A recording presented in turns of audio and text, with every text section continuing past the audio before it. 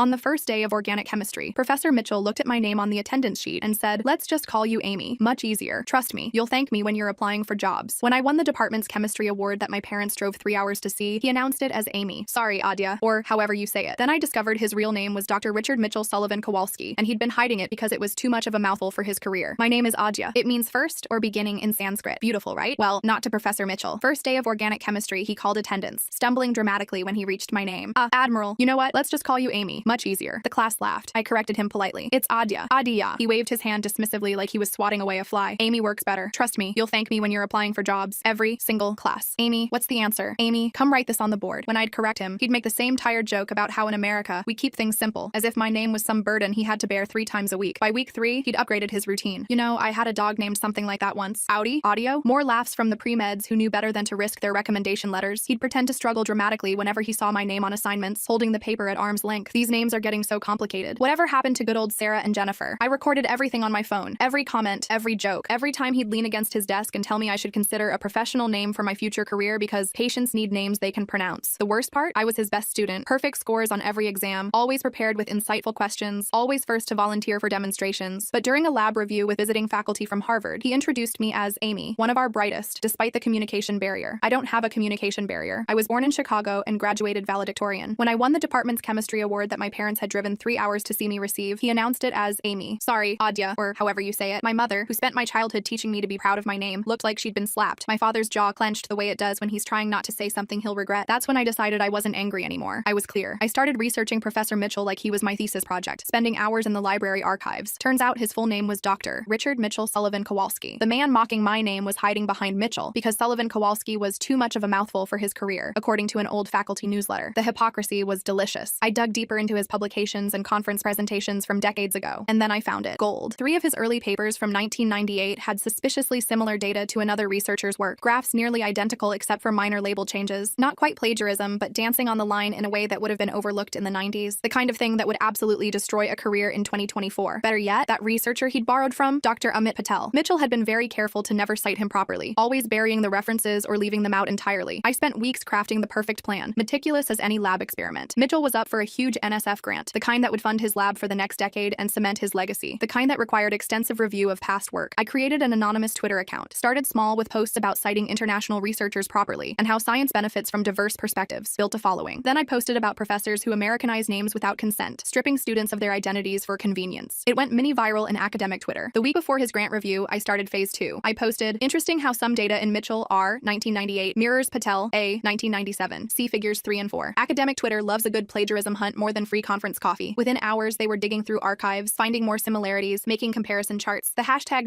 #sign Mitchellgate started trending in our corner of the internet. But I wasn't done. Those visiting faculty he'd introduced me to, they were on the grant committee. I sent them an email from a new account. "Dear committee, I'm a concerned student who has noticed troubling patterns in Professor Mitchell's past, research, and current classroom behavior. While researching for my thesis, I discovered similarities between his work and Dr. Amit Patel's. More concerning is his pattern of dismissing non-Western names and contributions. Yesterday, he told our class that ethnic names don't belong in serious science. I've attached audio recordings and data comparisons. I trust you'll review this thoroughly before making funding decisions. Sincerely, a concerned student." The recordings were real. Every cruel joke from the semester. The quote, he'd said things close enough that it would sound believable. Today's the day. I'm sitting in Mitchell's class, watching him swagger in with his overpriced coffee, completely unaware that 3 major chemistry blogs have picked up the story overnight. That number Mitchellgate is trending, that the grant committee has called an emergency meeting. He starts attendance, gets to my name. "Amy, it's Adya." I interrupt, louder than usual. He does his signature eye roll. Like I said, in America, his phone buzzes, then again, and again. He glances at it, irritated. His face goes white. More buzzing, urgent, and insistent. He fumbles to silence it, but I can see Twitter notifications lighting up his screen. An email preview pops up. Urgent. Grant committee requests immediate meeting. Allegations. He looks up at the class, then at me. For the first time all semester, he says clearly, "Adya, can you come see me after class?" I shook my head slowly. "I have another class right after this one." He opened his mouth, closed it, then tried again. His voice cracked slightly. "Please, it's important." The entire class was watching now, phones out, probably already checking Twitter. Someone in the back row whispered something about Mitchell trending. His hands trembled as he set down his coffee cup, missing the desk edge. Brown liquid splashed across his lecture notes. He abandoned the attendance sheet entirely, turning to face the whiteboard. His usual confident strokes were replaced by shaky lines as he attempted to draw a benzene ring. It came out lopsided. He erased it, tried again. Worse. His phone continued its relentless buzzing from where he'd shoved it in his pocket. A student in the front row raised her hand. "Professor, are we reviewing for the midterm today?" Mitchell stared at her like she'd spoken in a foreign language. Then he seemed to remember where he was. "Yes, right, the midterm." He fumbled through his notes, dropping several pages. As he bent to retrieve them, his phone fell out. Screen up. Multiple missed calls from the department chair. Text reviews days about emergency meetings and media inquiries. He straightened up, papers crumpled in his fist. His face had gone from white to an alarming shade of red. Actually, class is. We're ending early today. Family emergency. Nobody moved. We all knew there was no family emergency. I said class is dismissed. His voice cracked on the last word. Students began gathering their things slowly, whispering, phones out. I stayed seated, taking my time packing my bag. Mitchell's eyes kept darting to me, then away, then back again. The classroom emptied until it was just us. He approached my desk cautiously, like I might bite. Adya. He pronounced it correctly. Perfectly. We need to talk. I stood, shouldering my bag. I really do have biochemistry in 10 minutes. This is about your future in this program. His voice had lost all its usual arrogance. About your allegations. I tilted my head. What allegations? His jaw clenched. Don't play games. I know it was you. The Twitter account. The email to the committee. I don't know what you're talking about. I moved toward the door. He stepped in front of me. Not threatening, just desperate. I've worked here for 23 years. Built my entire career. You can't destroy someone over a few jokes. Jokes? I kept my voice level. Like when you told the Harvard faculty I had a communication barrier? I was trying to help you. Make you more palatable. Like you made yourself more palatable when you dropped Sullivan Kowalski? He flinched like I'd slapped him. How did you? Public records are fascinating. I stepped around him. I really need to get to class. Wait. He grabbed my arm. Not hard, but enough to stop me. What do you want? An apology? I'll apologize. In front of the whole class. I looked down at his hand on my arm. He let go immediately, stepping back. I'll fix your grades, he continued, words tumbling out. Give you the recommendation letter of a lifetime. Whatever you need for med school. My grades are already perfect. I reached for the door handle. And I don't want to go to med school. I'm going into research, like Dr. Patel. His face went white again. You've been in contact with Patel? I smiled. Have a good day, Professor Mitchell. I left him standing there, his phone buzzing incessantly. In the hallway, clusters of students were huddled around phones, reading aloud from chemistry blogs. Someone had already updated Mitchell's Wikipedia page. My phone vibrated. Mom calling. I let it go to voicemail, knowing she'd probably seen something online. Dad would be calling next, then my sister. The family group chat would be exploding with questions and concerns. I ducked into the bathroom to avoid the crowds. My hands were shaking now that the adrenaline was wearing off. In the mirror, I looked exactly the same as I had this morning, but everything had changed. I'd lit a fuse that couldn't be unlit. I wonder what Mitchell's really thinking as his whole world starts falling apart in real time. There's something strange about how quickly he goes from his usual mean jokes to complete panic when those notifications start coming in. Makes me curious if he already suspected someone might dig into his past work someday. My phone buzzed again. This time, an email from the department chair. Ms. Patel, please come to my office immediately regarding urgent matters concerning Professor Mitchell's class. I stared at the email. She'd used the wrong last name. My last name was Sharma, not Patel. Even the department chair couldn't keep her Indian student straight. Another email popped up, this one from an unknown address. I know what you did. Be careful. A friend. My stomach dropped. Someone else knew. Someone who wasn't Mitchell. I splashed cold water on my face, trying to think. The plan had been perfect. Anonymous. Untraceable. I'd used VPNs, throwaway emails, public computers at the library, but someone had connected the dots. My phone rang again. Unknown number. I almost didn't answer, but curiosity won. Adya Sharma? A woman's voice. Professional and clipped. Yes? This is Dr. Patricia from the Office of Academic Integrity. We need to discuss some serious allegations that have been brought to our attention. Can you come to Administration Building, room 302, within the hour? My mouth went dry. Allegations against me? We'll discuss everything when you arrive. Please don't speak to anyone about this matter until we've met. She hung up before I could respond. I leaned against the bathroom wall, mind racing. This wasn't part of the plan. Academic Integrity investigated cheating, plagiarism, misconduct. What could they possibly have on me? My phone buzzed with a text from an unknown number. Check your email. A friend. The same sign-off as before. I opened my email with trembling fingers. A new message with no subject line, just an attachment. A PDF of my anonymous Twitter account data. IP addresses circled in red. Timestamps matching the library computers I'd used. Security camera stills showing me at those computers at those exact times. Another text. Mitchell's not the only one who knows how to research. Delete everything and walk away, or this goes to the committee too. I stared at the evidence. Someone had been watching me, tracking me. Someone who cared enough about Mitchell to protect him, or someone who had their own agenda entirely. The bathroom door swung open. 3 girls from my organic chemistry class walked in, stopping mid-conversation when they saw me. Oh my god, Adya, one of them exclaimed. Did you see what's happening? Mitchell's whole career is imploding. Someone found out he stole research from some Indian professor years ago. I forced a neutral expression. Really? It's all over academic Twitter. They're calling for his resignation. The grant committee already announced they're suspending his application pending investigation. She leaned in conspiratorially. I heard he tried to blame a student for fabricating evidence. Can you imagine? My phone buzzed. Mom again. Then Dad. Then a text from my sister. What did you do? I have to go, I mumbled, pushing past them. The walk to the administration building felt like miles. Every student I passed seemed to be talking about Mitchell. Someone had started a petition calling for his removal. Another group was defending him, saying cancel culture had gone too far. My name hadn't surfaced yet, but it was only a matter of time. The Office of Academic Integrity was on the 3rd floor, tucked away from the main administrative offices. I'd never been there before, never had reason to. The waiting room was empty, except for a secretary who barely glanced up. Adya Sharma, I have an appointment with Dr. Chen. She nodded toward a door. She's waiting. Dr. Chen's office was smaller than I expected, cramped with filing cabinets and stacks of papers. She was younger than her voice suggested, maybe early 40s, with sharp eyes behind wire-rimmed glasses. Sit. She gestured to a chair across from her desk. Do you know why you're here? I shook my head, trying to project innocence. She opened a folder, spreading out papers, printouts of tweets, emailed timestamps, and there, on top, a photo of me at the library computer. We received an anonymous tip this morning, she said, along with quite comprehensive evidence of cyber harassment, defamation, and academic sabotage. I don't understand. She leaned back, studying me. You're an exceptional student, Ms. Sharma. Perfect grades, glowing recommendations from every professor, except one. I stayed silent. Professor Mitchell filed filed a formal complaint an hour ago. He claims you've orchestrated a campaign to destroy his career over a personal vendetta. He has evidence. What kind of evidence? She tapped the papers. These, for starters. But more concerning is his claim that you fabricated the research similarities between his work and Dr. Patel's. He says you digitally altered documents to create the appearance of plagiarism where none existed. My stomach churned. That's not true. The similarities are real. Anyone can verify them. Perhaps. But Mitchell has produced original lab notebooks from 1998 that show independent research. He also has correspondence with Dr. Patel from that time period, showing they were aware of each other's work and had agreed to parallel publication. I stared at her. Those have to be fake. That's a serious accusation. So is claiming I fabricated evidence. She held up a hand. I'm not here to determine guilt or innocence today. I'm here to inform you that a formal investigation has been opened. You're suspended from Professor Mitchell's class pending the outcome. You're also prohibited from contacting him, posting about him online, or discussing this matter with other students. But the midterm is next week. Alternative arrangements will be made. She slid a paper across the desk. This is a formal notice of investigation. You have the right to respond in writing within 7 days. You may also request a hearing before the Academic Integrity Board. I read the notice, words blurring together. Academic sabotage, cyber harassment, potential consequences ranging from probation to expulsion. This is insane, I whispered. Dr. Chen's expression softened slightly. Ms. Sharma, I've seen many cases over the years. Students who felt wronged and took matters into their own hands. It rarely ends well. He mocked my name for months, made racist comments, humiliated me in front of visiting faculty. Did you file a formal complaint? I shook my head. Did you speak to the department chair, the diversity office, anyone in administration? Number, then you have no documented evidence of harassment. Meanwhile, Professor Mitchell has extensive documentation of what he claims is your campaign against him. She leaned forward. My advice? Get a lawyer. Document everything from this point forward. And whatever you do, don't make this worse. I left her office in a daze. The hallway was crowded now. Students moving between classes. Normal university life continuing while mine imploded. My phone had dozens of messages. I ignored them all, heading for the one place I could think clearly, the chemistry library. It was quiet there. Mostly graduate students hunched over research papers. I found a corner table and tried to process what had just happened. Mitchell had flipped the script, turned predator into prey. But how had he gotten those lab notebooks? The correspondence with Patel? And who was my friend who'd been tracking me? I pulled out my laptop, then hesitated. Everything I did online could be monitored now, used against me. But I needed information. I searched for Dr. Amit Patel, finding his faculty page at a university in California. His research interests aligned with Mitchell's early work. But when I tried to access his publications from 1997, they were behind paywalls or missing entirely. Adya? I looked up to find Benji Smalls, a graduate student who TA'd for one of my labs. He was carrying a stack of journals, looking concerned. Hey, I managed. He sat down uninvited. I heard about Mitchell's class being canceled. Everyone's talking about what's happening to him. He paused. Are you okay? You look. I'm fine. He studied me. You know, I was Mitchell's TA 3 years ago, before I switched advisors. Something in his tone made me look up. Why did you switch? He glanced around, then leaned closer. Let's just say Mitchell has a history of issues with students who don't fit his idea of what a chemist should look like. What kind of issues? The kind that get buried when students don't want to risk their careers. He pulled out one of the journals, flipping to a marked page. I've been researching Mitchell's early work for my dissertation, found some interesting discrepancies. He showed me a paper. Mitchell's name was listed as first author, but the methodology section mentioned techniques that weren't standard in American labs at the time. Techniques that were, however, common in South Asian research institutions. I think your Twitter friend might have been onto something, Benji said quietly, but proving academic misconduct from 25 years ago? Nearly impossible, especially when the accused has tenure and grant money. What if he's still doing it? Benji's eyes widened. What do you mean? I thought about the graduate students in Mitchell's lab, how they always seemed overworked and underappreciated, how their names appeared in acknowledgments, but rarely as co-authors. Nothing, I said quickly, just thinking out loud. He nodded slowly. Be careful, Adya. Mitchell's been here a long time. He has friends in high places, and when cornered, he can be dangerous. I was going to say creative. He stood up. If you need anything, my office is in the graduate suite, 3rd floor. After he left, I sat there thinking, Mitchell had played this game longer than I'd been alive. He knew how to protect himself, how to turn accusations around, but he'd also made enemies over the years. Students like Benji who'd been burned, faculty who'd been overlooked, staff who'd been dismissed. My phone buzzed. Another unknown number. How did Mitchell get those old lab notebooks from 1998 so fast? That's really strange that he just happened to have proof ready to go. I almost ignored it, but something made me answer. Ms. Sharma, an older male voice, slightly accented. This is Dr. Amit Patel. I believe we need to talk about Richard Mitchell. I gripped the phone tighter, my pulse racing. Dr. Patel's timing couldn't be coincidence. How did you get my number? I asked. He chuckled softly. Academic circles are smaller than you think, Ms. Sharma. I've been following the situation with Richard since this morning. A colleague forwarded me the Twitter thread. I moved to a more secluded corner of the library, keeping my voice low. I don't know what you're talking about. Of course not, he said, and I could hear the smile in his voice. But hypothetically, if someone were to expose Richard's borrowing of my work, I would want them to know they have my full support. My heart hammered. Hypothetically. I've kept copies of everything from 1997. Original data, lab notebooks, even correspondence where Richard asked very specific questions about my methodology. I never pursued it back then. Young professor, new to America, didn't want to make waves. He paused. But I'm not young anymore, and I'm tired of men like Richard succeeding on the backs of others. Why are you telling me this? Because I received a call an hour ago from Richard himself.